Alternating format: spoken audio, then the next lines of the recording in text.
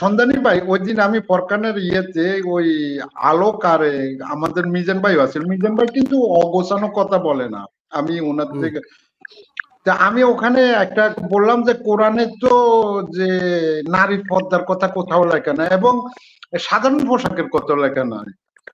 না আছে তো, আছে আছে আছে, আমি পর্দার রাত বাইর করে দেখাইতেছি, আমি বাইর করতে, আমি আপনারে আমি এখনই বাইর করতেছি, আমি তো অনেকবার বাইর করছি। দেখেন ওইখানে বলা আছে, হ্যাঁ বলা আছে, না না আমি বলতেছি ভাই ভাই শুনেন, ওইখানে বলা আছে, হে নবী তুমি তোমার নারীগণকে বলো তারা যেন তাদের মাথার কাপড় বুকে টেনে নেয় এবং তাদের সৌন্দর্য প্রদর্শন না করে। এটা একটা আয়াত। আরেকটা আয়াত হচ্ছে যে তোমরা তোমার কি বলে উত্তক্ত করা হবে না। তোমরা, আমি আপনার বুঝছি আপনি কোনটা আপনি সূরা আযাবের 59 নম্বর আয়াত আর সূরা নূরের 31 নম্বর আয়াতের কথা বলছেন, কিন্তু আপনি ভালো করে ওইটা বুঝে পড়ে দেখেন, ওখানে বিকিনি পড়া কইছে তোমার লজ্জাস্থান সেভ করো, আর মাথার যে আরবে মানুষ তো থাকতো তখন মাথার কাপড় বুকে টেনে নাও, হ্যাঁ চাদরের কিছু অংশ নিজের উপর টেনে দাও। ভাই আমি আপনারে বুঝি, আপনি এখানে একটু আস্তে করে মানে বুঝা পড়ার মতন করে থাইমা পড়েন, তাইলে জিনিসটা সহজে বুঝতে পারবেন। 30 বলছে, হে মুমিনগণ তারা যেন মুমিনদেরকে বলুন তারা যেন তাদের দৃষ্টি নত রাখে এবং তাদের জনাঙ্গ হেফাজত করে, এতে তাদের জন্য খুবই পবিত্রতা আছে, নিশ্চয় তারা যা করে আল্লাহ তা অভিযুক্ত আছেন। এবার 31 বলছে নারীদের সম্বন্ধে, ইমানদার নারীদেরকে বলুন তারা যেন তাদের দৃষ্টিকে নত রাখে এবং তাদের যৌনাঙ্গ হেফাজত করে, তারা যেন যা সাধারণত প্রকাশ তা ছাড়া তাদের সৌন্দর্য প্রদর্শন না করে এবং তারা যেন তাদের মাথার ওড়না বক্ষ দেশে ফেলে রাখে। এই পর্যন্ত তাহলে আপনারা কি বলছে, আপনারা বলছে যে তখন আরবে কিন্তু আমরা কিন্তু 30 বছর আরবে থেকে আসছে, আরবে কিন্তু ধুলাবারও প্রচুর উঠে, ওখানে বৃষ্টি কম হইতো, তো ওরা পরনে কাপড় না থাকলেও কিন্তু মাথাতে একটা দিকে চুল বাঁচায়, বুঝলেন?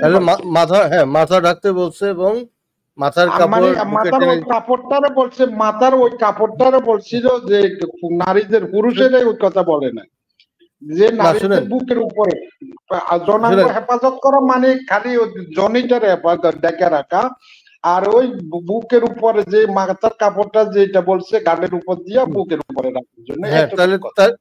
হ্যাঁ তাহলে এই যে মাথার কাপড়, যে মাথায় কাপড় মানে ঢাকতে বলছে এবং বুকের উপর টেনে দিতে বলছে, কিন্তু আরবে যেটা পড়তো সেটা হলো জিলবব, ঠিক আছে? আপনি যদি আরবের যে পোশাক জিলবব, ওইটা আপনার যে স্বাধীনা যে নারী তাদের নিয়ম ছিল যে তারা ঢাইকা দিবে, এটা কোরআনে না থাকলেও এটা পরবর্তীতে এইটাই বলা হয়েছে যে তোমরা ঢাইকা রাখবে।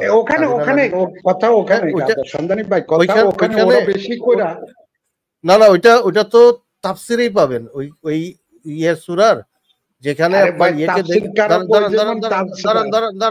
দাঁড়ান এই যে সূরাটা যে নাজিল হইলো, হ্যাঁ নাজিরের যখন প্রেক্ষাপটটা আপনি পড়বেন, ওই প্রেক্ষাপটটাই তো তাফসির। তখন ওইখানে ওই যে ইয়েকে দেখে ফেলছিল, আপনার সাউদাকে দেখে ফেলছিল, তখনই কিন্তু ওই আয়াতটা নাজিল হয় এবং তখন বলা হয় যে স্বাধীনা নারীরা ঢাইকা বের হবে এবং দাসীরা না ঢাকলেও চলবে, ঠিক আছে? এইটা পরবর্তীতে সেট করা হয়, কোরআনে না বললেও আপনার এই তাফসিরে গেলেই পাবেন, তাফসির এবং হাদিসে গেলেই পাবেন। জি আচ্ছা সন্ধানী ভাই, কথা ওখানে আপনি কোরআন আর হাদিসে যাবেন তো জীবনের সাথে যেমন মিলিয়ে, আমরা আজ থেকে যেমন আমার বয়স এখন ধরেন 46 47 56 57 ধরেন আমার বয়স, কিন্তু আমরা যখন ছোট ছিলাম তখন আপনি আর আমি তো প্রায় কাছাকাছি বয়সে, যে আপনি যখন ছোট ছিলেন যে আপনার গ্রামে দেখেন না যে মানুষের কয়টা কাপড় ছিল, কয়টা ইয়ে ছিল, আমরা তো দেখছি পুরুষের জন্য এক জোড়া জুতা ছিল, নারীদের জন্য এক জোড়া জুতা ছিল এবং কাঠের কম আছিল, আরো তখন তো প্লাস্টিকের জুতা আসেও না। সবে মাত্র আসা শুরু হয়েছে, কিন্তু আমি এমনও দেখছি গরিব মানুষে এক আসলের পরে আমরা ব্লাউজ কি পেটিকোট কি এগুলো আমাদের দাদি নানিদেরকে দেখি নাই তখনকার সময় ছিল না। তো এখন মাত্র এক সেকেন্ড এগুলোর সাথে মিলিয়ে আপনি 1400 বছর আগে যাইতে হইব যে ওখানে কোরআনে যে বলছে। না ইসুফ ভাই আপনি তো কোরআনে বা ইসলামের সাথে যদি বাংলাদেশে কি কাপড় পরে এটা মিলাইতে যান, মানে আপনি যদি ওইখান থেকে চলে যান যে বাংলাদেশে তো এইটা পড়তো, তাহলে তো হবে না। আপনাকে দেখতে হবে যে আরব দেশে কি, মানে আরব দেশে যেটা পড়তে বলা হয়েছে হ্যাঁ সেইটা ফলো করতে হবে, ঠিক আছে? যদি কোরআন বুঝতে যান তাহলে আপনাকে আরব কালচারটাই বুঝতে হবে। বাংলাদেশে কি করা শুনেন এখন আপনি যে চলে গেলেন, আপনি যে কোরআন থেকে চলে গেলেন যে বাংলাদেশে আমাদের দাদি নানিরা কি করতো, ওইটা তো মিলবে না ভাই। হ্যাঁ, ওইটা আমাদের দাদি নানিরা না আমি আপনারা ওইটা বলি না, ওই জন্য বলছি একটু খেয়াল করে বুঝেন যে আমরা তো বলছি 50 বছর বা 45 বছর আগের কথা, যেহেতু আমার বয়স 56-57, তাহলে আমি যেহেতু দেখছি বলছি তারও 8-9 বছর পরের কথা বলতেছি, বুঝছেন? আমার যখন থেকে স্মরণ আসে, তো তখন যদি এত অপুতুল কাপড় চোপড় থাকে তারও 50 বছর আগে যাইলে, যেমন আমাদের বাড়ি এলাকাতে আমি যেমন এই যে সময়ের কথা বলি, ওই সময়ের ট্রেনের ঘর বোধহয় খুবই অল্প লোকের দেখছি, বুঝছেন? ওই যখন আমার মনে হয় এটা এগুলির কোনো পয়েন্ট মানে মেক হচ্ছে যে আপনি কি দেখছেন, মানে পয়েন্ট দিছি আপনারে, বলেন আপনি কি দেখছেন, টিনের ঘর দেখছেন না কি দেখছেন ভাই? না মানে এই যে এই কথাগুলোর পিছনে তো আরো 50 বছর আগে যাইলে দেখবেন আরো কাপড় চোপড় কম ছিল, তাই নাকি? আমাদের তাহলে আপনার হিসাবে 100 বছর আগে কোনো কাপড় ছিল না মানুষের? 1400 বছর আগে খুবই কম কাপড় চোপড় ছিল মানুষের পরনে। কোরআনেও আয়াতে আছে যে আপনি বলতে ওই সূরাতে যে তারা ল্যাংটা থাকতো ঘরের মধ্যে, যে যখন তোমরা কিছু কোন সময়ের মধ্যে যাবার সময় অনুমতি নেওয়ার জন্য এরকম আয়াত পড়ছেন না? তো তারা ল্যাংটা থাকতো, এটা কই পাইলেন? মানে যখন কাপড় খোলার সময় কইছে, তো ওদের কাছে আসিল এক জোড়া কাপড়, বা তখন আসি ঘরের ভিতরে খুলে রাখতো, তখন বলছে দাসী অপ্রাপ্ত বয়স্ক লোকজন ইয়ে যাবে। আসলে মূল কথাটা হলো সামান্য কিছু লোকের কাছে মানে কাপড় চোপড়টা ছিল, বেশিরভাগ লোকের কাছে কাপড় ছিল না তখন, বুঝতে পারছি। আমিও কিন্তু আসলে আবু ইউসুফ ভাইয়ের সাথে একমত পোষণ করবো এক জায়গায়। তার মানে ঘরের মধ্যে যে তারা আর কি তেমন কাপড় চোপড় পরতো না, এটা আসলে সূরা আযাব পড়লে পরে মনে করেন আমরা একটা ভাইব পাই, কিন্তু যে নবীর স্ত্রীদের বলছেন সূরা আযাবের কত নম্বর আয়াতে, বোধহয় 57 নম্বর আয়াতে না কত নম্বর আয়াতে, তোমরা খানার জন্য নবীর ঘরেদের সামনে অপেক্ষা করো না যদি তোমরা আহত না হও। হ্যাঁ, কিন্তু আমরা কিছু চাইলে তোমরা পর্দার আড়াল থেকে চাইও। এগুলো আসার মূল কারণ হলো তখন নারীরা এবং পুরুষেরা ল্যাংটা থাকতো ঘরের মধ্যে। আচ্ছা, আমরা একটু আলেমদের কথা শুনবো, আলেমরা কি বলতেছে হ্যাঁ পর্দা নিয়ে, এটা একটু শুনেন। হ্যাঁ, আরে ভাই এগুলার কথা বার করলেন। নারীদের মধ্যে যারা দাসী কৃতদাসীদের চেহারা ঢাকা নিষেধ, চুল চেহারা ঢাকা নিষেধ কৃতদাসীদের। অথচ তোমার পিটাইতেন রাস্তায়, এই দাসী চেহারা ঢাকলি কেন? তুই কি সম্ভ্রান্ত? তুই কি স্বাধীনা? চেহারা ঢাকবে, মাথা ঢাকবে, জিলবাব দিয়ে শরীর ঢাকবে, এটা হলো সম্ভ্রান্ত স্বাধীনা নারীর ভূষণ। যারা কৃতদাসী আল্লাহ তাদের সহজ করেছেন, এরা হাটে যায়, ঘাটে যায়, খেতে কাজ করে, পুরুষের মতো অনেক সেবা দিতে হয় ওদের। এই জন্য তাদের জন্য চেহারা, চুল ইত্যাদি ঢাকা এটা জরুরি না। তাদের আওরা হলো পুরুষের মতো নাভি থেকে হাঁটু এরকম, তাদের আওরা হলো পুরুষের মতো নাভি থেকে হাঁটু এরকম। বলতে যাচ্ছি সেটা আপনি জানেন কিনা জানি না, দাসীদের জন্য পর্দা ফরজ। কি গুরুত্ব দেন সন্ধানী ভাই? হ্যাঁ কি বলেন? কথা কি গুরুত্ব দেন? কেন এ হচ্ছে কে চিনেন আপনি? আপনি কি জানেন কে এটা? ইব্রাহিম আমি চিনি, একটা রাজাকার পোলা, একটা ইব্রাহিম। শুনেন, এই যে মুফতি টাইটেলটা পাইছে কি কারণে পাইছে? এই মুফতি টাইটেলটা কেন পাইছে বলেন তো? মুক্তি চাইলে মানে হে ক্লাস করে কথা বলার মতো যোগ্যতা অর্জন করছে। হ্যাঁ, মুফতি কখন হয়? মানুষ যখন কোরআন হাদিসে একদম 100% হাফেজ হয়ে যায়। মুফতি কিন্তু যেই কথা না, তার কোরআন হাদিসের ঠিক আছে, আমরা বুঝি ওদের খেতাব, ওদের আমাগো পিএইচডি অনেক শিক্ষক আছে না, যে না ইউসুফ ভাই হাস্যকর কথা বললেন যে একজন মুফতি ইসলাম জানে না। এই কথা যদি আপনি বলেন যে একজন মুফতি ইসলাম জানে না, আপনার এনে হাসবে মানুষ যে ইউসুফ ভাই কি কয় এটা। একটা মুফতি কিন্তু যে সেই কথা না, মুফতি ফতোয়া দিতে পারে। একটা মুফতির ফতোয়া দেওয়ার ইখতিয়ার আছে। হ্যাঁ, একটা মুফতির কথা, সে যে কথাগুলি বলছে প্রত্যেকটা কোরআন হাদিসের কথা, একটা কথা ভুল বলেন। আপনি একটা কথা ভুল দেখাইতে পারবেন কাজী ইব্রাহিম? দেখান তো কোরআন হাদিস নিয়ে যা বলে। আমরা কি একটা কথা কোরআনের বাইরে বলতেছি? ভাই আমি তো জিজ্ঞেস করি না আপনার কথা, আমি মুফতি ইব্রাহিমের কথা জিজ্ঞেস করছি যে তার কথা কি ভুল না সঠিক। এখন দেখেন সন্ধানী ভাই, হ্যাঁ, অনেকজন সার্টিফিকেট দাঁড়ি সেম সার্টিফিকেট দাঁড়িয়ে হয়, সেম শিক্ষা হয়, কিন্তু পরিচিত হয় সমাজে, তাদেরকে গ্রহণযোগ্য মনে হয়। আর্গুমেন্টেটিভ। আপনার কথার মানে বেস নাই যে সার্টিফিকেট। আপনাকে জিজ্ঞেস করছি এর কথাটা কোনটা রং, কোন কথাটা ভুল, সেটা দেখাবেন। মানে এজেন্ট বললো নারীদেরকে, আমরা তো গবেষণা করি, তখন এই যে দাসীদের কথা যেটা বলছেন, ওই যে দাসীদেরকে টিটাইতো বা ভারতে আমরা শুনছি কি ছোট জাতের লোকের, হ্যাঁ এই যে ইব্রাহিম যে কথাটা বললো স্তন রাখতে পারতো না। হ্যাঁ হ্যাঁ, ইব্রাহিম যে কথাগুলি বলছে এগুলি হাদিসে পড়ছি আমি নিজে। এই যে বুঝছি তো, আমি আপনারা অস্বীকার করি না, আমরা তো হাদিসে মানি না। তো আপনি কিভাবে বলতেছেন যে তার কথাগুলি ভুল? না আমি ভুল বলি না, মানে আমি বলছি যে ভুল বলি না, যে হাদিসে থাকতে পারে। সৌদি আরবে তো এখন হাদিস টোটালি বন্ধ করে দিয়েছে, এই জন্য সৌদি আরবে কি করে এটা তো জিজ্ঞেস করি নাই ভাই। সৌদি আরবে তো নাইট ক্লাব আছে, সৌদি আরবে তো এখন ডিস্কো আছে, নাইট ক্লাব আছে। আস্তে আস্তে যখন ওরা বুঝতেছে সবকিছু, ওরা বাস্তবতা ফিরে আসছে। আপনাকে জিজ্ঞেস করছি তার কোন কথাটা ভুল ছিল, এটা জিজ্ঞেস করছিলাম, বুঝতে পারছেন? আপনি দেখাবেন যে একটা কথা সে ভুল বলছে, এটা দেখাবেন। না আমি তো আপনাদের ভুলের কথা বলি না, আমি বলছি যে আমার বিচারে ওটা অপ্রয়োজনীয় কথা। আপনার বিচার দিয়ে কি ইসলাম চলে? ইসলাম কি আপনার বিচার দিয়ে চলে?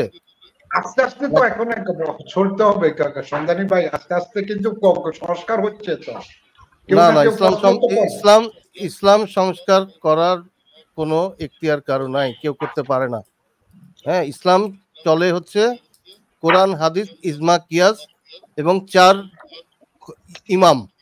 4 মাযহাবের 4 ইমাম যেটা বলবে, এছাড়া অন্য কেউ আপনার কথা আপনি যদি না মানেন, কিন্তু কোরআন বলছে, কোরআনের সূরা 30 নম্বর আয়াতে লিখছে, তোমরা একনিষ্ঠভাবে ধর্মের উপরে প্রতিষ্ঠিত থাকো, এটাই আল্লাহর প্রকৃতি, যার উপরে তিনি মানুষ সৃষ্টি করেছেন। আল্লাহর প্রকৃতির কোনো পরিবর্তন নাই, এটাই সরল ধর্ম। অধিকাংশ মানুষে জানে না, তাহলে আপনার প্রকৃতিটা আল্লাহ ধর্ম করছে, তাহলে আপনার ওই যে এগুলো অতিরঞ্জিত না, অতিরঞ্জিত না, এটাই তো আসল। আপনি কোরআন হাদিস কিন্তু আমি তো আপনার সূরা নম্বর দিছি, আপনি পড়ে দেখেন। আচ্ছা পড়লাম আমি, কিন্তু তাহলে কি 30 নম্বর সূরা 30 নম্বর আয়াতটা পড়েন। আচ্ছা, আপনি কি হাদিস বাদ দিতে পারবেন? আপনি কি এই যে না শুনেন, আপনি যতই বলেন যে অমুক সূরা তমুক সূরা আপনি বলতে পারেন, কিন্তু যখন এই যে ইসলামের শরিয়া চালু হবে তখন কিন্তু প্রথমে এসে আপনার কল্লাই ভালাই দিবে, তুই কেন হাদিস বানাইছিস। ঠিক আছে? সন্তানই ভয় লাগাবেন না। প্রথম কল্লাটা আপনারই ফালাবে। যদি আমরা ভয়ে দেখতাম তাহলে এত কিছু কি বলতাম? না করেন, কিন্তু এটা বললেন না, এটা বললেন না যে এটা ইসলাম। ইসলাম যেটা, ওইটা হলো যেটা আসলে কোরআন হাদিসে আছে, ওইটা হলো ইসলাম। আপনি যেটা বলতেছেন এটা ইসলাম না। এটা আপনি বলতে পারেন এটা আমার ব্র্যান্ড অফ ইসলাম, হ্যাঁ, যে যার মতো ইসলাম পালন করবে, কিন্তু আসল ইসলাম হচ্ছে ওইটা যেটা কোরআন হাদিসে আছে, যেটা নবী বলে গেছে, এবং 4 মাযহাবের 4 ইমাম যেটা বলতেছে। ঠিক আছে, এর বাইরে কোনো ইসলাম নাই। আরবের লোকে মাযহাব মত কি মানে না, বুঝে না, আরবের লোক কি করে সেটা তো আমার হেডেক না ভাই। আরবের লোক তো ইসলাম মানতেছে না, সেটা তো আমার হেডেক না। আরবের লোক তো নাইট ক্লাব করতেছে, একটু আগেই বললাম। তো আরবের লোক দিয়ে কি ইসলাম বিচার করবেন আপনি? আমি তো জানার জন্য করতেছি, তো ওই জন্য আমাদের এখানে অতিরঞ্জিত যেগুলো এগুলোর অবজ্ঞা করে যাইতেছি। না, আপনি করেন, সেটা তো আপনার ব্যাপার। আপনি কি ওই করেন? জন্য আমি আমার স্বাধীন সেটার থেকে বলছি আর আপনি মানলে মানেন, না মানলে না মানেন। আমি তো আমার কথা বলতেছি না আবু ইউসুফ ভাই। আপনি স্বাধীন চেতা না কি চেতা, তা দিয়ে ইসলামের কিচ্ছু যায় আসে না। আপনি স্বাধীন চেতা হইতে পারেন, আপনি মানতে পারেন, আমি মানতে পারি, নাও মানতে পারি। আমার মানা দিয়ে আপনার মানা দিয়ে কিচ্ছু যায় আসে না। যেটা কোরআন হাদিস এবং 4 মাযহাবের 4 ইমাম বলবে, তাদের গ্র্যান্ড মুফতি বলবে, ওইগুলি মানা হবে, ওইগুলি ইসলাম হবে। আপনি যেটা বলবেন, আমি যেটা মানবো, সেটা ইসলাম হবে না। বুঝতে পারছেন সত্তর ভাই? তাহলে একটা মিনিট আমরা একটু সময় নেই। হ্যাঁ হ্যাঁ, বলেন।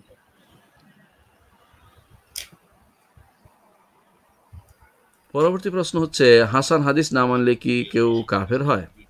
জি ভাই, হাসান হাদিস যদি কোনো, আপনি জানেন যে রাসূলুল্লাহ সাল্লাল্লাহু আলাইহি ওয়াসাল্লাম হাদিস, হাসান কোনো কথা নয়, আপনি জানছেন যে এটা হাদিস। হাসান অর্থ হচ্ছে দরজার দিক থেকে এটা একটু খুব শক্তিশালী, আপনার কাছে মনে হচ্ছে এরকম হয়তো, কিন্তু হাসান যেহেতু হাদিস নিঃসন্দেহে, এবং হাসান হাদিসগুলো রাসূল হাদিস, কোনো সন্দেহ নাই। সুতরাং কেউ যদি কোনো হাসান হাদিস অস্বীকার করে সে কাফের হয়ে যাবে। এখন তার কাছে হয়তো এটা হতে পারে যে আমার কাছে এটা হাদিস শুদ্ধ হয়নি মনে হচ্ছে, সেটা আলাদা কথা। আর যখন তার কাছে শুদ্ধ হয়েছে, হাসান হোক বা সহি হোক, দুইটাই কিন্তু সহিরই প্রকার। সুতরাং দুইটাই যে কোনো একটা, যদি কোনো কেউ হাসান হোক বা সহি হোক, যদি কোনো একটাকে অস্বীকার করে সে কাফের হয়ে যাবে, কারণ সে অস্বীকার করতে রাসূলুল্লাহ সাল্লাল্লাহু আলাইহি সাল্লামকে রদ করতেছে। রাসূলুল্লাহ সাল্লাল্লাহু আলাইহি ওয়াসাল্লাম কেউ কোনো উপর কোনো কথাকে রদ করলে সে সঙ্গে সঙ্গে কাফের হয়ে যায়। রাসূল এটা করতেন, আপনার পছন্দ হয়নি বললে আপনি কাফের হয়ে যাবেন। বলবেন যে আপনি হয়তো করতে পারেন না, চুপ থাকেন, কিন্তু আপনি এটাকে মানতে পারবেন না, এরকম কথা বললে আপনি কাফের হয়ে যাবেন। এই জন্য হাসান হাদিস সহি হাদিসেরই একটি প্রকার। সুতরাং আপনাকে এই হাসান হাদিস মেনে চলতে হবে। আল্লাহর হাবিবের কোন একটি বিধান, কোন একটি হাদিস, আল্লাহর হাবিবের দ্বীনের ক্ষুদ্রাতি ক্ষুদ্র কোন শেয়ারকে কেউ যদি অস্বীকার করে, কটাক্ষ করে, সেও মুরতাদ হয়ে যাবে। ওয়াজিবুল কাতল, ইসলামী শরিয়া আদালতের উপর ওয়াজিব হচ্ছে তার গর্দান কেটে দেওয়া। তাহলে আপনি কোনো কিছু যদি অস্বীকার করেন, তাহলে আপনার হচ্ছে ওয়াজিবুল কতল, আপনার গর্দান কাটা ওয়াজিব হয়ে গেছে এখন। ও ভাই, কাটেন না। এই বয়গুলা দেখায় যে বয় হলো শয়তানের, বুঝলেন? ভয় কি আমি দেখাইছি আপনারে, নাকি এটা একটা মৌলানা? অনুসারীরা দেখার, ওই জন্য লেখা আছে 33 ওইটাই তো আসল ভাই। ইউসুফ ভাই, কাতার দেব যার নামে, আর প্রথম কাতার হবে মোল্লাদেরটা। ইউসুফ ভাই, এইটাই হলো আসল ইসলাম, যেটা ওনারা বলতেছে। না, আপনারা, আমি তো মাঝে মাঝে দেখি যে ইসলাম বিদ্বেষীরা এবং অন্য ধর্মের লোকেরা ইসলামের যে উদার কথাগুলা গ্রহণ করে না, যে ইসলামের সৌন্দর্য পাইব যায়, কিন্তু নিকৃষ্ট কথাকে দিয়ে। ওইটাই তো ভাই, উদার কোনো কিছু নাই ইসলামে, উদার কোনো কিছু নাই। ডাইরেক্ট বলছে প্রকৃতি হলো ধর্ম। না, এগুলি ভুয়া কথা। প্রকৃতি ধর্ম হইলে আল্লাহর কি দরকার? আল্লাহ তো তাহলে বাদ হয়ে গেল, আল্লাহ তো তাহলে বাদ। সন্দেহ নেই আপনারা আমার কিন্তু অতি তাড়াতাড়ি দেখা করার দরকার। না, শুনেন না, আপনার সাথে দেখা করা যাইব না। শুনেন ইউসুফ ভাই, যদি প্রকৃতি যদি ধর্ম হইতো, তাহলে আল্লাহর কাছে আপনি দোয়া করতেন যে আল্লাহ বৃষ্টি দাও, তাহলে তো সব বাদ হয়ে যেত, তাই না? তাহলে আচ্ছা যখন আপনি ইয়ে আসবেন আরো জ্ঞান গম্ভীর হবেন তখন আল্লাহর কাছে মনের সাথে কানেকশন করবেন তো মোবাইলের মতন অটোমেটিকলি আসবে। আপনি তাহলে এই আমিনুল ইসলামের সাথে যোগাযোগ করেন, উনি আল্লাহর সাথে কথা দেয়, ওনার কাছে ইমেল আছে, আল্লাহ ইমেল পাঠায় ওনারে। না শুনেন আমি বলি যে কোরআনের আয়াত আছে না, আপনি পড়েন নাই? কোরআনের আয়াতে বলছে যদি তোমরা কোরআন নাজির সময় তোমরা যদি প্রশ্ন করা শুরু করো তাহলে কিন্তু যদি তোমাদেরকে বলা হয় তাহলে তোমরা এটার উপরে ঈমান রাখবে না, মানে তোমাদেরকে এটা বলা হবে যখন শেষ হবে তখন কি তোমাদের আগে এমন এক সম্প্রদায় ছিল তারা কোরআন নাজিরকারে যে প্রশ্ন করা শুরু করছে, এই ধরনের বোধহয় আয়াতটা আছিল। তখন তাদেরকে সত্য বলার পরে তারা কেউ ঈমান রাখে নাই। কোরআনে আছে না সব কথা। ভাই ইউসুফ ভাই, কোরআন হাদিস পড়েই তো নাস্তিক হইছি, তাই না? কোরআন হাদিস পড়েই তো নাস্তিক হইছি। আমরাও তো ওখান থেকে ব্যাক অবশ্যই এই যে সন্দেহ করতেছি। শুনেন ভাই, কোরআনে যে উদার কথাগুলি আছে, কোরআনে দুই টাইপেরই আছে, কারণ নবী তো ইয়ে ছিল, ডুয়াল পার্সোনালিটি স্প্লিট ডিসঅর্ডার ছিল, এরকম বলা হয় আর কি, ধারণা করা হয়, কারণ তার মাক্কি সূরা মাদানী সূরা টোটালি 180 ডিগ্রি। এক জায়গায় খুব সফটলি সে অ্যাপ্রোচ করছিল, মানে সে যখন ইসলামের দাওয়াত দিত আর কি, খুব সফটলি দাওয়াত দিত। একবার ইসলামে ঢুকে গেলে তখন আর মানে নড়াচড়ার উপায় ছিল না, বাইরেলেই কল্লা কাটো, বাইরেলেই কল্লা কাটো ইসলাম থেকে। এইটা ছিল টেকনিক। এখন আপনারা ওই সফট জিনিস দেখা মনে করছে এটা তো খুব উদারপন্থী এই সেই, কিন্তু যেই ইসলামের আসল রূপটা দেখতে পারবেন তখন আর উপায় থাকবো না, বাইরেলেই তো দিব গেজাং করে কল্লাটা পালায়া। ঠিক আছে? তো এই যে মুরতাদের শাস্তি কি, শাতিমে রাসূলের শাস্তি কি? নবীর একটা জামার বোতাম ময়লা বললেও তার কল্লা পালায় দিছে। নবীকে নিয়ে গান কবিতা লিখতো দুইটা মেয়ে, ওই দুটারে জবাই করছে। ঠিক আছে? তারপরে এই যে নবীর যে নবীর কোরআন লিখে দিত তারে মারার জন্য লোক পাঠাইছিল। তারপর ওই মক্কা বিজয়ের পরে কয়টারে খুন করছে সিভিলিয়ানদের,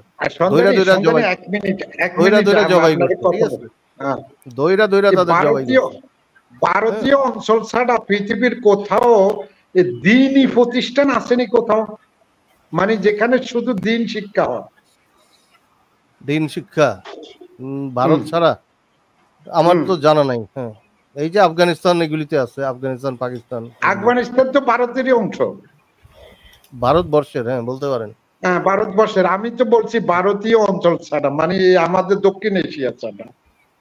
যত বন্ডামি ধর্ম দিয়া এই হিন্দু আর মুসলমানে এখানে যা মানুষের বেকুব বানাইবার, যা মানুষের অজ্ঞ করার করেছে, কিন্তু অন্য অঞ্চলের মুসলমান বলার অন্য ধর্মের এরা এত বেকুব না, ওখানে দিনের নিয়ে এত বাড়াবাড়ি না।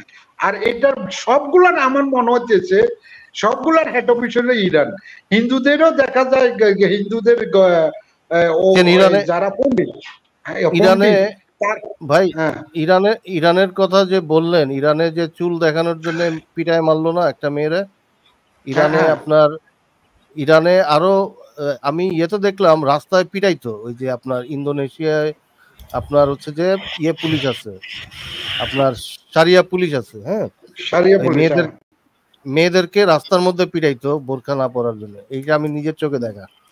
ঠিক আছে? তাহলে যখন আমি চাই বাংলাদেশে যখন শারিয়া আইনটা আসবে, আসল ইসলামটা দেখতে পারবেন। আসল ইসলাম কোনটা? আপনারা তো ওই যে সুগার কোটেড ইসলামটা চিনেন, মানে যেটা একটু উপরে একটু সুগার কোটেড করা আছে। আসলটা যখন চেহারাটা দেখবেন যে এটা কতখানি নোংরা, কতখানি বর্বর। ঠিক আছে? তখন বুঝতে পারবেন আর কি জিনিসটা। সন্ধানী ভাই, আপনি আর মানুষের ভিতরে আশঙ্কা ঢুকাইন না, কেননা এখন পৃথিবীর আবিষ্কার এত বেশি হয়ে গেছে, মিথ্যা বাঁচা খুবই কষ্টদায়ক হয়ে গেছে। এক সময় দেখেন না, আমাকে অলিতে গলিতে ফির দরবেশ পাওয়া যাইতো, তো ওরা কি বলতো, আপনি উত্তরে আসেন না, কইতো ওকে বাড্ডাতে উনি একটা বিল্ডিং এর সিট করে থুইয়া আবার উপরে খাড়া করা দিচ্ছে, কিন্তু তখন টেলিফোন ছিল না, এটারে সত্যায়িত করা না। এখন টেলিফোন আছে, তো এই অকথা কইয়া বাঁচার কোনো উপায় নেই। তো যখন কথা বলার পরে বলে বাঁচার উপায় শেষ হয়ে গেছে, এখন পীর দরবেশেরা গায়েব হয়ে গেছে, এরা আর মাঠে নাই। তো একদিন যখন সত্য কথা, আমি তো সত্যটাই একদিন এখন বলতেছি। যেমন আগে কোরআন থেকে যেমনে মনে চায় এমনি ব্যাখ্যা করি আমাকে বিভ্রান্ত করছে, এখন কিন্তু সবাই জানে যে কোরআন সবার হাতের ভিতরে আছে, যে আপনি কোন সূরার কোন আয়াত বলছেন কি বলছেন স্যার দেখি, এটার আগে পিছে কি লেখা আছে, নাকি আপনি আপনার মন গড়া আস্তে আস্তে আর মিথ্যা বেশি দিন বাঁচন যেত না। হ্যাঁ, বাঁচন যেত না। এখন এখন আপনি কি করবেন যখন আপনার কল্লা ফালাই দিবে? হ্যাঁ, তখন কি করবেন? মানে এগুলি তো কোরআনের কোরআন পড়েই তো এগুলি করতেছে, হাদিস পড়েই তো করতেছে, কোরআন হাদিসের অনুযায়ী তো কল্লা ফেলতেছে। এই যে ব্লগার গুলিকে মারলো, হ্যাঁ, বাংলাদেশের ব্লগার গুলিকে যে মারা ফেললো, হ্যাঁ, কোরআন হাদিস পড়েই তো করলো।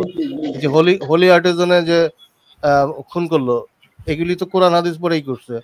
এই যে সেপ্টেম্বরে, ওইটাই তো আপনাদের কোরআনে তো আপনি কোরআন বুঝেন না, বিদায় কোরআন দিয়ে বিভ্রান্ত হয়েছেন যে কোরআনে তো ইবাদতের মানে না কোরআনে তো না ভাই, না ভাই, কোরআনে তো হত্যা করতে বলছে ভাই। ইবাদত কি?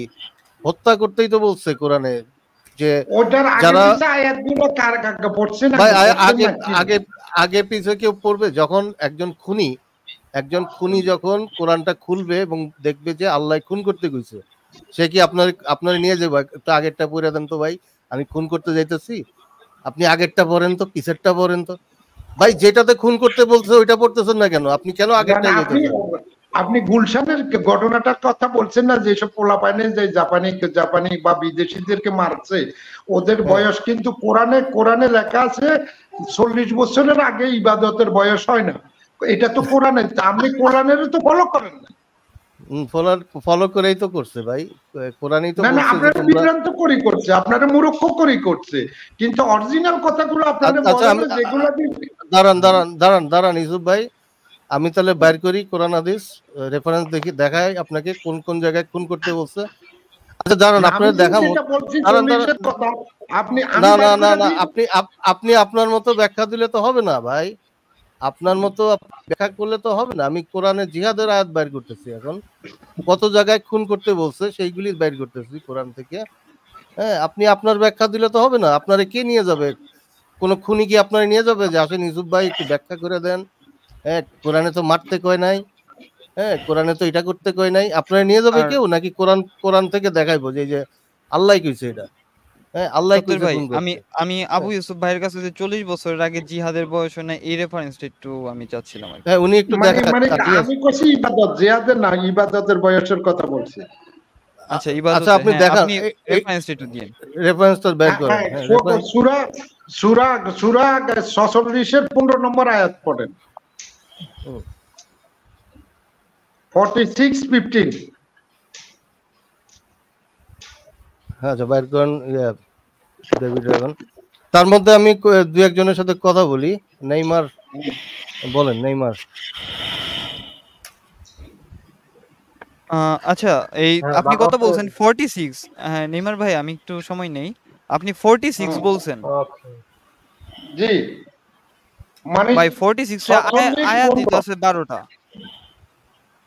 হ্যাঁ, 46 বলছেন না? জি, নাকি কত নম্বর সূরার 46? মানে 46 সূরার 15 নম্বর আয়াত। আয়াতই আছে নাকি 12টা? না, উনি হয়তো বলটা আমি 66 শুনছিলাম হয়তো। আচ্ছা আচ্ছা, ঠিক আছে, তাহলে আমরা তাহলে 40 সংখ্যাটা দেখি। হ্যাঁ, আকাফের 15, এই যে। তাহলে পাঠ করবেন না আমি পাঠ করব ভাই? আমি বলি কি আপনারা পড়বেন নাকি আমি অবশেষে যখন পূর্ণ শক্তি লাভ করে এবং 40 বছরে পৌঁছায় যায়, তখন সে বলল, হে তোমার প্রতিপালক, তুমি আমাকে আর পিতা মাতাকে যে নিমাত দান করছো তার জন্য কৃতজ্ঞতা প্রকাশ করার শক্তি আমাকে দান করো, আর আমাকে সৎকর্ম করার সামর্থ্য দাও, যাতে তুমি সন্তুষ্ট হও। এখানে সন্ধানী ভাই, আমি একটু সুন্দর করে স্পষ্ট করে বলে দিই, আমি মানুষকে তার পিতামাতার সাথে সৎ ব্যবহারের আদেশ দিয়েছি, তার জননী তাকে কষ্ট সহকারে গর্ভধারণ করে, কষ্ট সহকারে প্রসব করে, তাকে গর্ভধারণ করতে এবং স্তন ছাড়া করতে মানে দুধ ছাড়া করতে 30 মাস সময় লাগে। অবশেষে যখন সে শক্তি সামর্থ্যে 40 বছরে পৌঁছে, তখন সে বলতে লাগলো, হে আমার পালনকর্তা, আমাকে এইরূপ ভাগ্য দান করো যাতে আমি তোমার নিয়ামতের শুকর করি, যা তুমি দান করেছো আমার মাকে এবং আমার পিতা মাতাকে, যাতে আমি তোমার পছন্দনীয় কাজ সৎ কাজ করি, আমার সন্তান করো, আমি তোমার প্রতি তওবা করলাম এবং আমি আজ্ঞাবহদের উন্নতম। তার মানে এখানে কি বলছে, 40-এ আসি সেই আল্লাহর কাছে আল্লাহর পছন্দের কাজ এবং নিজের ভাগ্যটারে আল্লাহর তো চাইতেছে। আমার একটা লেখা আছে, জ্ঞানীদের জ্ঞান আসে 40-এর পরে, মূর্খত্ব আসে না জীবন শেষে। তাহলে 40-এর আগে যে জিহাদ করা নিষেধ, এটা কই বলছে? এগুলা খামাকা বিভ্রান্ত করা। কই কোথায় বলছে 40-এর আগে? জন্মের জন্য মারামারি করে, এগুলা 30-এর আগে করে, 30-এর পরে একটা লোক ধর্ম নিয়ে বাড়াবাড়ি করেন। আচ্ছা, এখানে 40-এর আগে যে জিহাদ করা যাবে না এমন কথা আছে কোথাও? জিহাদের কথা আমি বলছি, ইবাদতের কথা। আমি কি জিহাদের কথা বলছি? আপনি না বললেন 40-এর আগে জিহাদ করা যাবে না, এই কথা বলছেন ভাই। আবার ওখান থেকে টাইনা দেখেন, আমি বলছি ইবাদতের কথা। তাহলে আমি দেখাই জিহাদের কথা, দেখেন কোরআনে। আচ্ছা, আপনি আমি তো দেখছি আছে, কিন্তু এটা প্রাসঙ্গিক। ওই জন্য কোরআনের কিছু কথা সূরা ইমরানের 7 নম্বর আয়াত আছে না, যে এই কিতাব আপনার উপরে নাজিল হয়েছে, এটা কিছু অংশ সুস্পষ্ট। আচ্ছা, এবার দেখেন সন্তান সৃষ্টি করো, হ্যাঁ, শীঘ্রই আমি কাফেরদের মনে ভীতি সঞ্চার করব, কারণ ওরা আল্লাহর সাথে অংশীদার সাব্যস্ত করে, যে সম্পর্কে কোনো সনদ অবতীর্ণ হয়নি, আর ওদের ঠিকানা হলো দোজখের আগুন, বস্তুত জালেমদের ঠিকানা অত্যন্ত নিকৃষ্ট। এরপর জোড়ায় জোড়ায় কাটো, আমি কাফেরদের মনে ভীতি সঞ্চার করে দেব, কাজেই গর্দানের উপর আঘাত করো, তাদেরকে কাটো জোড়ায় জোড়ায়। হ্যাঁ, এরপরে দেখেন অবিশ্বাসীরা নিকৃষ্ট জীব, নিশ্চয়ই আল্লাহর নিকট নিকৃষ্ট জীব। দাঁড়ান, আরে ভাই দাঁড়ান না, মাফ চাই। অলরেডি কল্লা কেটে ফেলাইছে, এখন মাফ চাইবো কি? হ্যাঁ, নিশ্চয়ই আল্লাহর নিকট নিকৃষ্ট জীব তারাই যারা সত্য প্রত্যাখ্যান করে এবং অবিশ্বাস করে। নিকৃষ্ট জীব বলতেছে। এরপর হলো অমুসলিম, তাদেরকে বিশ্বাস করো না হে নবী, আল্লাহ ভয় করুন এবং কাফের কপট বিশ্বাসীদের কথা মানবেন না, নিশ্চয়ই আল্লাহ সর্বজ্ঞ প্রজ্ঞাময়। সব মুসলিমদের জন্য জিহাদ বাধ্যতামূলক, ঠিক আছে? তোমাদের উপর যুদ্ধ ফরজ করা হয়েছে, অথচ তা তোমাদের কাছে অপছন্দনীয়। পক্ষান্তরে তোমাদের কাছে হয়তো কোনো একটি বিষয় পছন্দসই নয়, অথচ তা তোমাদের জন্য কল্যাণকর, আর হয়তোবা একটি বিষয় তোমাদের কাছে পছন্দনীয় অথচ তোমাদের জন্য অকল্যাণকর। বস্তুত আল্লাহ জানেন, তোমরা জানো না। কাফেরদের সাথে যুদ্ধ চালিয়ে যাও হে ইমানদারগণ। তোমরা মাঝখানে কথা বললেন না ভাই, আমি শেষ করি তারপরে কথা বলবে। হে ইমানদারগণ, তোমাদের নিকটবর্তী কাফেরদের সাথে যুদ্ধ চালিয়ে যাও এবং তারা তোমাদের মধ্যে কঠোরতা অনুভব করুক, আর জেনে রাখো আল্লাহ মুত্তাকিদের সাথে রয়েছেন। সব কাফেরদের হত্যা করো এবং মুক্তিপণ দাবি করো। কোরআন 47:4। অতঃপর যখন তোমরা কাফেরদের সাথে যুদ্ধে অবতীর্ণ হও, তখন তাদের গর্দানে মারো। অবশেষে যখন তাদেরকে পূর্ণরূপে পরাভূত করো, তখন তাদের শক্ত করে বেঁধে ফেলো। অতঃপর হয় তাদের প্রতি অনুগ্রহ করো, না হয় তাদের নিকট হতে মুক্তিপণ লও। তোমরা যুদ্ধ চালিয়ে যাবে যে পর্যন্ত না শত্রুপক্ষ অস্ত্র সমর্পণ করবে, অথবা এই কথা শুনলে আল্লাহ ইচ্ছা করলে তাদের কাছ থেকে প্রতিশোধ নিতে পারতেন, কিন্তু তিনি তোমাদের কতকের দ্বারা পরীক্ষা করতে চান। যারা আল্লাহর পথে শহীদ হয়, আল্লাহ কখনই তাদের কর্ম বিনষ্ট করেন না। এরপর হচ্ছে ইহুদি কাফেরদের জাহান্নামের আগুনে স্থায়ীভাবে থাকবে। এরপর হচ্ছে আহলে কিতাব ও মুশরিকদের মধ্যে যারা কাফের, তাদের জাহান্নামে আগুনে স্থায়ীভাবে থাকবে, তারাই সৃষ্টির অধম। এরপর হচ্ছে যারা আল্লাহ ও রসুলের সাথে সংগ্রাম করে এবং দেশে হাঙ্গামা সৃষ্টি করতে সচেষ্ট হয়, তাদের শাস্তি হচ্ছে এই যে তাদেরকে হত্যা করা হবে, অথবা শুলিতে চড়ানো হবে, অথবা তাদের হস্তপদসমূহ বিপরীত দিক থেকে কেটে দেয়া হবে, অথবা দেশ থেকে বহিষ্কার করা হবে। এটি হলো তাদের প্রতি পার্থিব লাঞ্ছনা, আর পরকালে তাদের জন্য রয়েছে কঠোর শাস্তি। মুসলিম ছাড়া সবাই, ইহুদি খ্রিস্টান সবাই কাফের।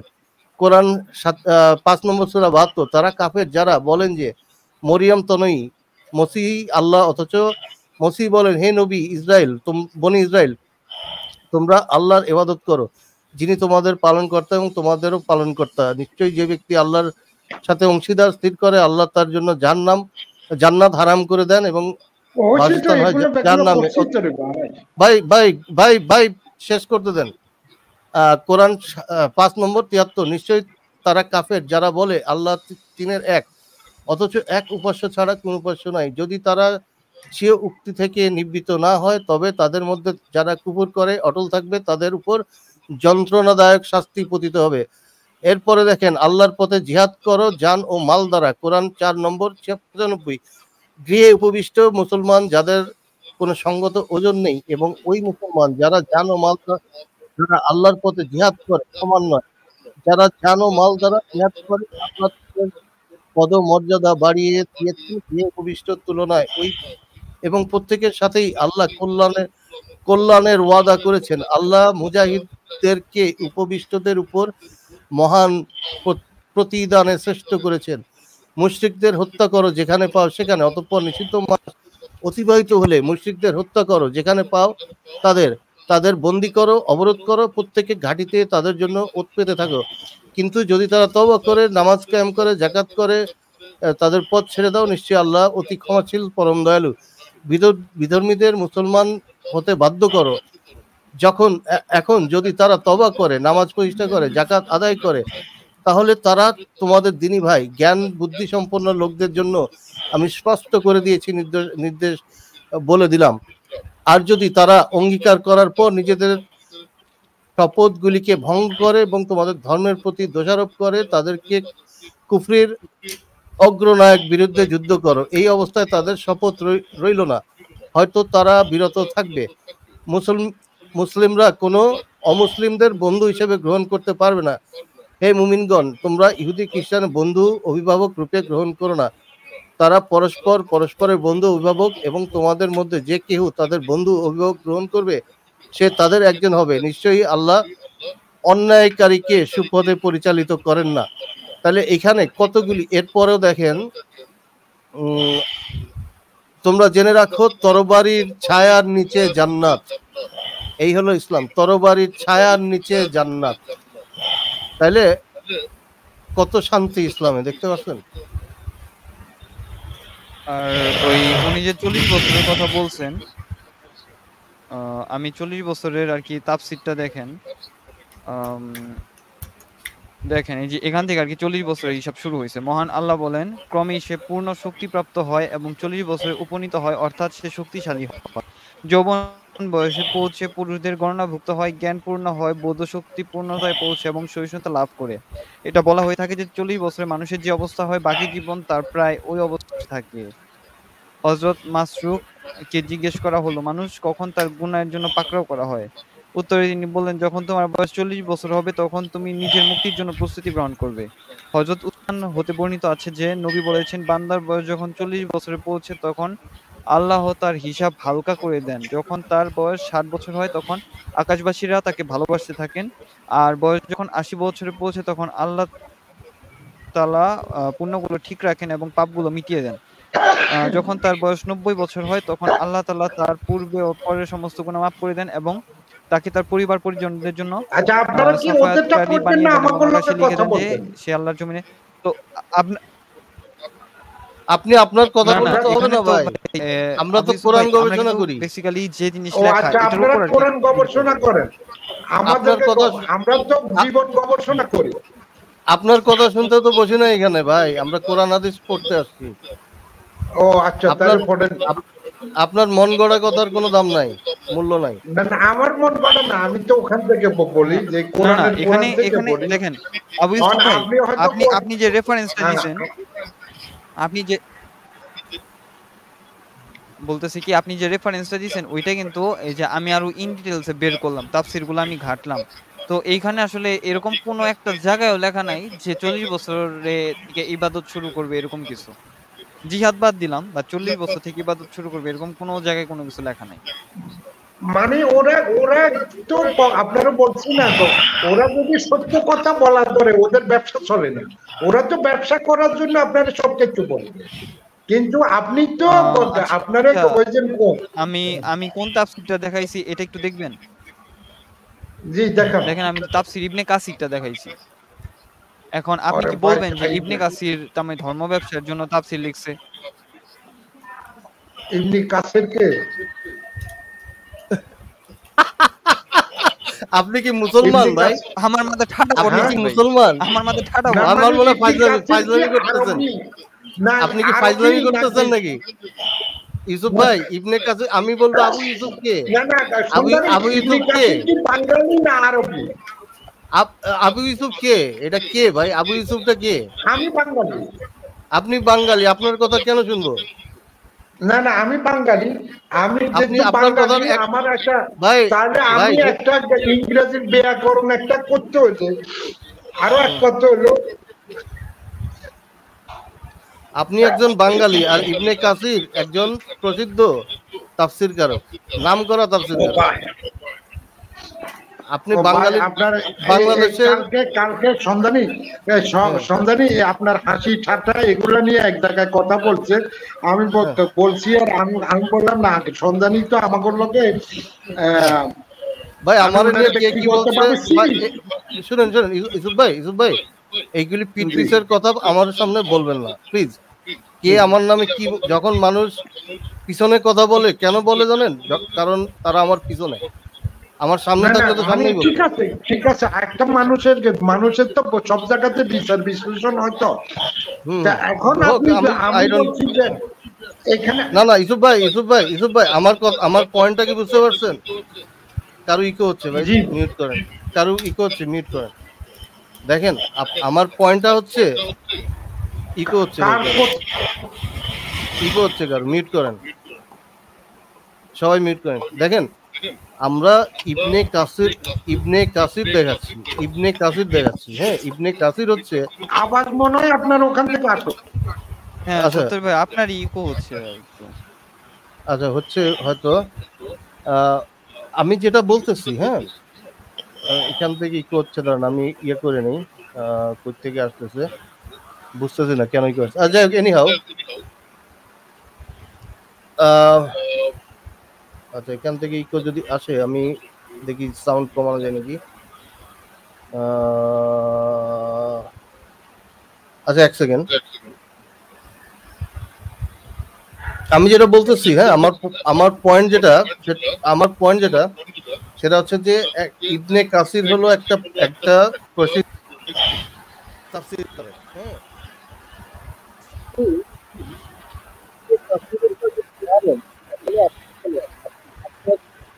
তাফসীরের বই আছে বা আপনার তাফসীর কোথাও কোনো ইয়েতে পড়ানো হচ্ছে, আপনারটা আমরা কেন নেব? আপনি এখানে টপিক চেঞ্জ করে আমার ব্যক্তিগত আক্রমণে চলে গেলেন। হ্যাঁ, এখন এইগুলি হচ্ছে যে আমরা এগুলিকে নিয়ে কথা বলি যে আপনি ব্যক্তিগত বিদায় ওর কথাটা আসছে সন্ধানী, আপনি হাঁটছেন বিদায় ও কথাটা আসছে যে হাতি ঠাট্টা করতেছেন, ও প্রাসঙ্গিক কথা হলে যে প্রাসঙ্গিক কোনো কথা থাকলে ওখানে প্রেজেন্ট করে না। এটাই তো বলতেছি যে আপনি ইবনে কাসিরকে চিনেন না। হ্যাঁ, ইবনে কাসিরকে চিনেন না, অথচ আপনি বলতেছেন যে আপনারটা সঠিক। আমি দেখাইলাম ইব্রাহিম যে কিনা কাজী ইব্রাহিম যে কিনা একজন মুফতি। আপনি বললেন কি যে এদের ইয়ে মানা যাবে না। আপনার লজিকটা কি যে এরা ব্যবসার জন্য? একজন মুফতি, আলেম, ইসলামের আলেম, আমি তাদেরটা দেখাইলাম। হ্যাঁ, এখন আপনি কি চলে গেলেন যে আমারে নিয়ে কে কি বলছে? আমি কি কেয়ার করি আমারে নিয়ে কে কি বলছে? আপনি যখন হাসি ঠাট্টা করতেছেন তখন এই কথাটা আরেকজনে বলছিল যে আমি বলছিলাম না আমরা তো উনারে চিনি। এই আপনার যে এই কথাটা যে কোনো কথাটা হাসি ঠাট্টার ভিতরে চলে যান, ওইটার জন্য হাসি ঠাট্টা কেন করছে এটা তো বুঝাইলাম না যে আপনি ইবনে কাসিরকে মানতে জানেন না। আপনার কাছে হয়তো আমি এক সময় লিখছিলাম আমার কথা, বুঝছেন, যে হয়তো কিছু লোকের জন্য এখানে বারবার এসব কথাই অনলাইনে বলতে যে মূর্খরা যাদেরকে পছন্দ করে তাদেরকে জীবিত রাখা যায় না, আর জ্ঞানীরা যাকে পছন্দ করে তার মৃত্যু হয় না। আমি আমাদের বাংলাদেশের দুইজন পরিচিত কবির কথা উল্লেখ করছিলাম, একটা সবচেয়ে বেশি পপুলারিটি পাইছে কিন্তু সে 4-5 বছরের ভিতরে মারা গেছে। আরেকজনের খুবই কম পপুলারিটি, তার সময়কার সময় পাইছে, কিন্তু এখন উনারে আমরা উনার জন্মবার্ষিকী বা মৃত্যুবার্ষিকী কখন এটার সাথে কি সব আমাকে একটু বুঝান, এটার সাথে মানে আপনি এই যে মুক্তি যেগুলা যে বাংলাদেশের পরিচিত বা মানুষের এদেরকে জানলে যে জ্ঞানীরা জানে কিনা, জ্ঞানীরা করে কিনা, ওই কথাটা বলছি। ইউসুফ ভাই একজন মুফতি কিভাবে মুফতি হয় আপনার কি ধারণা আছে? বা ইবনে কাসির কি এটা ধারণা আছে? আমি তো বলছি যে যখন মুক্তি হয়ে যায় তখন সে ফতোয়া দিতে পারে, কিয়াস করার ক্ষমতা রাখে।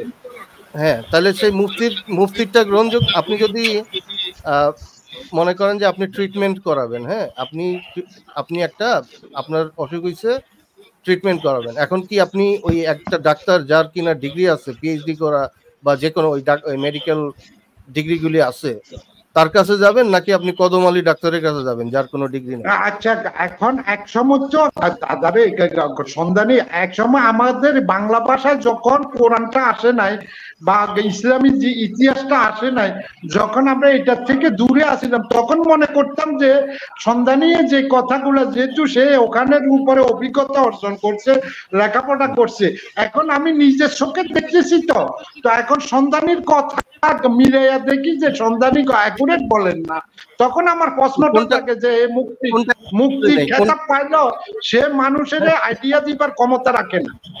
না মুফতি, আমি তো জিজ্ঞেস করলাম মুফতি কোনটা ভুল বলছো, দেখাইতে পারলেন না তো। আরে ভাই, আমি তো কিতাবি কথা কই না, আমরা বিবেকী কথা কই। শুনেন, বিবেক দিয়ে তো ইসলাম চলে না ভাই। আচ্ছা, আমি তো ইসলামে তো কইছে বিবেক, যে যারা ভাবে না, যারা বুঝে না, না ইসলামে বলছে যারা ভাবে না, যারা বুঝে না, তারা চতুর্ভুজ জন্তুর থেকে খারাপ। ইউসুফ ভাই, বিবেক এবং বুদ্ধি দ্বারা ধর্ম চলে না। বিবেক বুদ্ধি দ্বারা ধর্ম একদম বিপরীত, ধর্মের বিপরীত, বুঝতে পারছেন? বিবেক বুদ্ধি হলো ধর্মের বিপরীত, কারণ আপনি যখনই বিবেক খাটাবেন দেখবেন যে ধর্মটা আপনি মানতে পারতেছেন না। হ্যাঁ, আপনি তো বিবেক খাটাইলে আপনি এই নবীকে ফলো করতে পারতেছেন না, তাই না? দাসী সেক্স করতে পারতেছেন না আপনি। সত্যি ভাই, গতকাল কিন্তু আমাদের লাইভে একজন আসছিল। না না, এখন সন্ধানী আপনি যেটা বলছেন, সন্ধানী ভাই, মানা আর প্রচার করার মধ্যে, অভিনয় করা আর বাস্তবতার মধ্যে আমাকে এখানে কয়জনে ধর্ম মানে? ধর্ম মানলে আমাকে এখানে এত ঘুষ দুর্নীতি হচ্ছে কোন? না, ধর্মের মধ্যে লুপহোল আছে তো ইউসুফ ভাই। আপনি যদি ঘুষ খেয়া তওবা করেন, আল্লাহ কি মাফ করে দিব না? না, কে বলছে না? আপনি তো আল্লাহরে অমান্য করলে হয়তো, ওই জন্য আমরা মাঝে মাঝে বলি নাস্তিকরা কিন্তু শিরক করে না। শুনেন, নাস্তিকেরা শিরক করে না। আরে ভাই, আমার কথাটা শুনেন। আপনি যদি খুন করে আসেন, তারপর হজ করে আসলেন, তাহলে কি আপনার এটা মাফ করে দিবেন আল্লাহ নাকি? না না না, কোথায় রেফারেন্স দেখান। এটা কোরআন হাদিসে আছে, কোরআন হাদিসে আছে। আপনার যদি কোরআনে নাই এই কথা, কোরআনের হাদিস কি মানেন না আপনি? হাদিসের কথা কি মিথ্যা? আমি তো মানি না, আমি হাদিস মানি না। আপনি না মানলে কি ইসলামটা মিথ্যা হয়ে যায়? আপনি না, আমি আমারটা, আমি কি জগতে ঠিক আছে? আরে ভাই, আমি আমারে প্রকাশ করছি। আপনি যা, আমি তো বারবার বলতেছি, আপনি যা মানেন সেটা ইসলাম না, আপনি অন্য কিছু মানেন, ঠিক আছে? ইসলামে বলা হচ্ছে আপনি যত পাহাড় প্রমাণ যদি আপনার গুনাহ থাকে, আপনি যদি তওবা করেন, সব মাফ হয়ে যেতেছে। তাইলে এরা ঘুষ খাবে না কেন? এরা তো ঘুষ খাবে, দুর্নীতি করবে, সবই করবে, খালি তওবা করলেই মাফ হয়ে যেতেছে, ঠিক আছে? এটা তো আপনি বলতেছেন যে এখানে ইসলাম মানলে, আমি বলছি ইসলাম মানলে তাইলে এরা ঘুষ খাইতো না, মিথ্যা বলতো না, খালি নামাজে। এই যে আপনি বলছেন তারা সত্যবাদী সৎকর্মশীল, যে কোনো ধর্মের হোক, এই তো জান্নাত পাবে। না, পাবে না। মুসলমান ছাড়া কেউ জান্নাত পাবে না আল্লাহর কাছে। না, মুসলমান কাকে বলে? মুসলমান কাকে বলে? আবার মুসলমান কাকে বলে? না না পেঁচাইতেছেন কেন ভাই? না না আপনি সূরা আমাদের তো আমাদের পেঁচান না। উল্টা পাল্টা কেন হচ্ছে তো? আপনি উল্টা পাল্টা বলতেছেন। শুনেন, আল্লাহর কাছে একমাত্র গ্রহণযোগ্য ধর্ম হচ্ছে ইসলাম। যারা লা ইলাহা ইল্লাল্লাহ মুহাম্মদুর রাসূলুল্লাহ বলছে, শুধুমাত্র তারাই জান্নাতে যাবে, ঠিক আছে? এবং এই যে আল্লাহ অন্য কাউকে জান্নাতে নিবে না, যত ভালোই হোক। এরপরে হচ্ছে যে আমি তো কোরআন পড়ি, এটা পাইলাম না, এক জায়গাতেও পাইলাম না। আলে ইমরান, তারা সৎ কাজ করবে। সূরা ইমরানটা খুলেন। আল্লাহর কাছে গ্রহণযোগ্য একমাত্র ধর্ম ইসলাম, দ্বীন ইসলাম। আলে ইমরানটা আপনি কোরআন, ঠিক আছে তো, আমিও পড়ছি, কিন্তু ইসলামটা কি? কোন একটু আগে বলতেন পড়েন নাই। ইসলামটা কি? ইসলাম কি? যে লা ইলাহা ইল্লাল্লাহ মুহাম্মদুর রাসূলুল্লাহ বলছে, এই হলো ইসলাম ধর্মের অনুসারী মুসলিম, ঠিক আছে? বুঝতে পারছেন? এখন ইসলামের অধিকারী আমারও অতি জিজ্ঞেস করলো ইসলামটা কি, আমি বললাম ইসলামটা হলো প্রেম ভালোবাসা। আপনি বললে তো হবে না ভাই, এটা কোরআন হাদিসে ব্যাখ্যা করছি না। না না শুনেন, আমি জায়গায় তাহলে সূরা ইমরানের 15 নম্বর আয়াতটা বের করেন।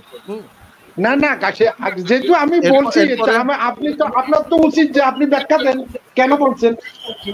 দেখেন, যতক্ষণ পর্যন্ত না এখানে কতগুলি আয়াতে আছে জিহাদের আয়াতে, যে সবাই যতদিন না লা ইলাহা ইল্লাল্লাহ বলতেছে, যতদিন না বলতেছে ততদিন পর্যন্ত জিহাদ চালিয়ে যাও, জিহাদ করতে বলছে, ঠিক আছে? যতদিন পর্যন্ত না প্রত্যেকটা মানুষ লা ইলাহা ইল্লাল্লাহ বলতেছে ততদিন পর্যন্ত জিহাদ চালিয়ে যাও।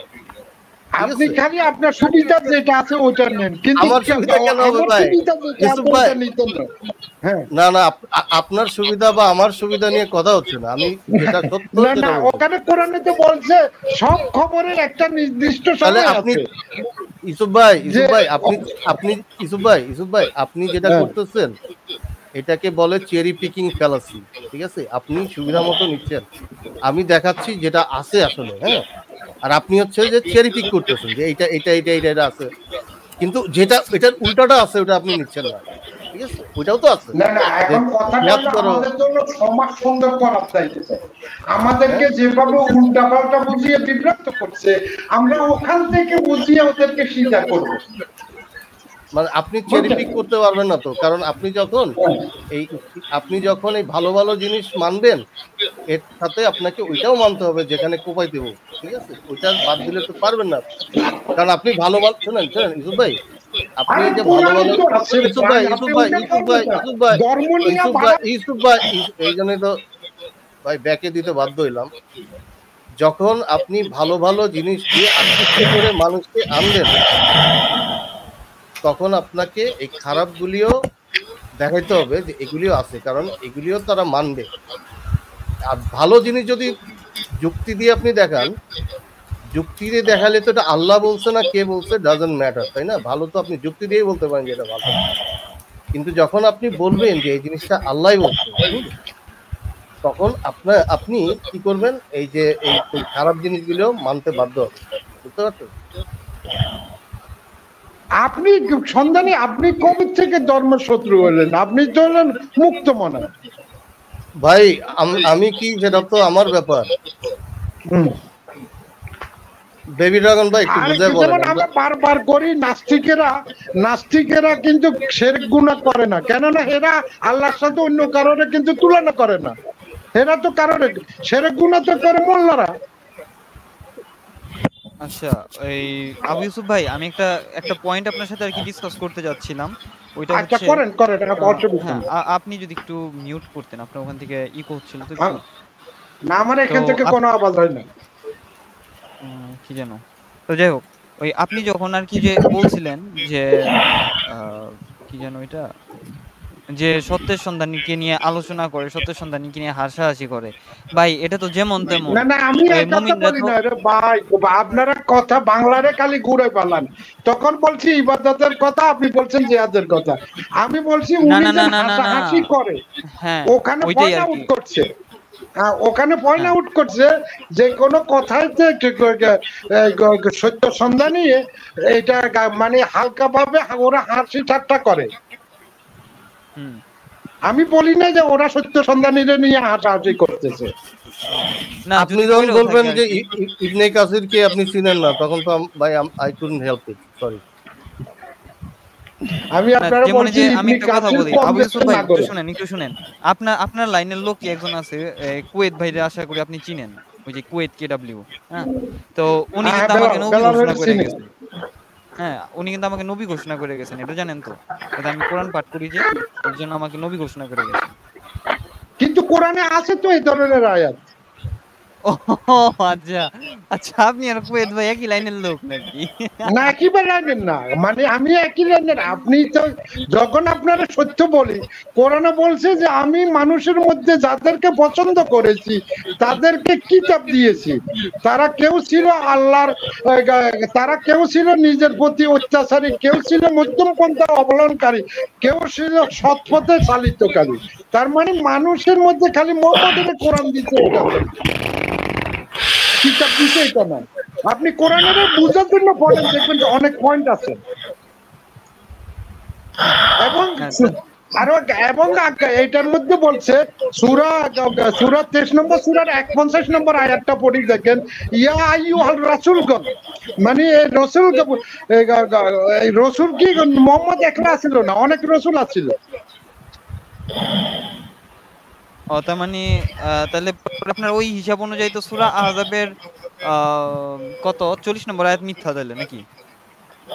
মানে আমি এখানে মিথ্যা সত্য গঠন বলছি না, সব খবরের একটা সময় আছে। এবং আবার কইছে সূরা ইমরানের 7 নম্বর আয়াতে, এই কিতাব আপনার উপরে নাজিল হয়েছে, এই কিতাবের কিছু অংশ হলো সুস্পষ্ট, বাকিগুলো হলো রূপক। যাদের মনের ভিতরে কঠোরতা আছে তারা ফিতনা বিস্তারের উদ্দেশ্যে, অপব্যাখ্যার উদ্দেশ্যে অনুসরণ করবে রূপকগুলো, যার ব্যাখ্যা আল্লাহ ছাড়া কেউ জানে না। আমি আপনাকে কোন প্রশ্ন করছি, আপনি কোথায় যাচ্ছেন? আপনি কোন প্রশ্নটা আমি দিন ওইটা দেন। আচ্ছা, আপনার যদি এই কথাটা বলেন যে সাপোজ এই যে বেবি ড্রাগন আজকে নবী, ঠিক আছে, তারপরে আপনি সূরা 25 নম্বর আয়াত একটু পড়েন। জি, আপনি সূরা আহজাবের 40 নম্বর আয়াতটা আপনারা আগে সূরা মুমিনুনের 51 নম্বর আয়াতটা পড়েন। আগে আমি যে আয়াতগুলো আপনি কেন জাম্পিং করতেছেন? আমি তো এটা বুঝলাম না, আপনি কেন জাম্পিং করতেছেন? না না, আমি যে অনেকগুলা রাসূলের কথা বলছি ওখানে আছে কি না। আচ্ছা, তার মানে আপনি স্বীকার করতেছেন যে দুইটা কন্ট্রাডিক্ট? হ্যাঁ হ্যাঁ, আচ্ছা, তাহলে তো সত্যি ভাই, তাহলে তো কোরআন তো আল্লাহর বাণী না।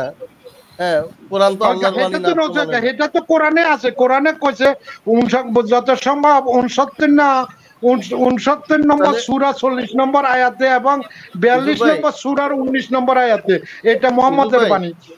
ইউসুফ ভাই, তাহলে আপনি কি মনে করেন যে কোরআন আল্লাহর বাণী না? আপনি আমারে এখানে মানে আপনি আমারে এখানে স্বীকারই করাবেন। আমি তো কোরআনের কথা বলছি, কোরআনে বলতেছে যে আল্লাহর বাণী না, এটা হলো মুহাম্মদের বাণী। তাহলে এটা নিয়ে এত ইয়ে করতেছেন কেন? কোরআনে তাহলে আপনি লেখা মুহাম্মদের বাণী সন্ধানী আপনি ফেসাইছেন বিদা, আমি ফেসাইছি। আপনি তাহলে স্বীকার করেন যে সত্য সন্ধানী ভাই খুব ট্যালেন্টেড পারসন। আপনি কি, আমি তো ওইটা কখনো অস্বীকার করি না। ওই জন্য যে আমার বন্ধু মানুষ, ওই জন্য তো আমি রেসপেক্ট করি, ওর থেকে শিখি।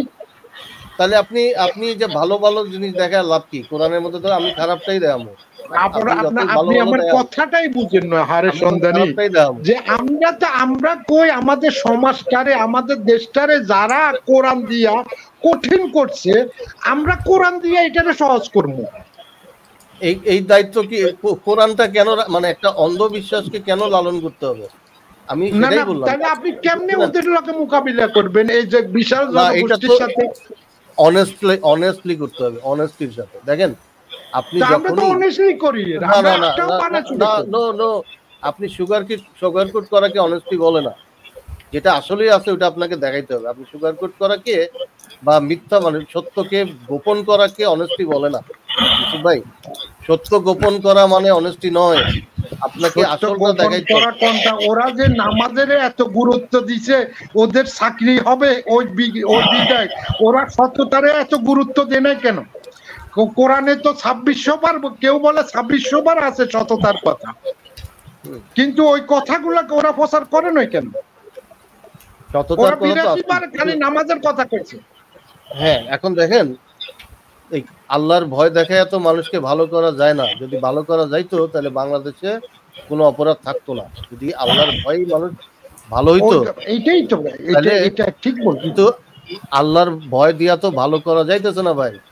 এখন না প্রেম ভালোবাসা দিয়ে ভালো করা যায়, যত ভালো করা যেখানে যায়। যত বেশি সহজ প্রেম অত বেশি ইমানদার। না, এখন এই যে ভালো করবেন কিভাবে, আপনাকে অনেস্টি দিয়া যদি আপনি দেখান যে ভয় দরকার নেই, যেটা আপনি ভালো যুক্তি তথ্যের মাধ্যমে যেটা ভালো, ওইটা যদি পালন করেন তাহলে আল্লাহর দরকার নেই তো আমাদের। সত্যের সন্ধানী ভাই, হ্যাঁ। শুনেন, কুরআন শরীফ আমাদের নবী যখন ছিলেন তখন অরিজিনাল কুরআন শরীফটা ছিল। পরে এই আল্লাহর ইচ্ছাই মানে এই যে কুরআন শরীফের আয়াতগুলারে উল্টা পাল্টা কইরা, বুঝছেন, যাতে মনে করেন এই যারা মনে করেন অবিশ্বাসী তাদের যাতে কিছু বিশ্বাস হয় কিছু বিশ্বাস না হয় এ ধরনের রাইখা দিতেন। মানে এত ইজি দেন নাই। যদি আবার সবকিছু অ্যাকুরেট রাখতেন তাইলে দেখা যাইতো অনেকেই মানে এই যে আল্লাহর বিরুদ্ধে অনেক কিছু বলতো না। তো এমন একটা যাতে কিছু বিশ্বাস হয় আবার অবিশ্বাসীদের যাতে কিছু কিছু অবিশ্বাসও হয়, এর জন্য ওই জায়গায় রাখছেন, যাতে এত ইজি দেন নাই, মানে একটু ঝামেলা রাখছেন ইচ্ছা করে। তাহলে তো আল্লাহ ইচ্ছা করেই ক্যাচাল লাগাইছে, তাই না? 73 ফিরকায় যাতে ক্যাচাল লাগে। এর জন্যই তো উসমান সবগুলা কালেকশন করে পুরাইয়া একটা বাইর করছে। এটা আল্লাহর ইচ্ছেই। আল্লাহর ইচ্ছা। আচ্ছা যাই হোক, আমি বিদায় নেই ভাই, আমি আজকে বিদায় নিলাম। সন্ধ্যানে খোদা হাফেজ। সাত দাবাত রইলো, আসবেন নাকি এদিকে, না আমি যাবো ওদিকে? জানি না, আমি জানাবো না। হ্যাঁ, ঠিক আছে, আচ্ছা।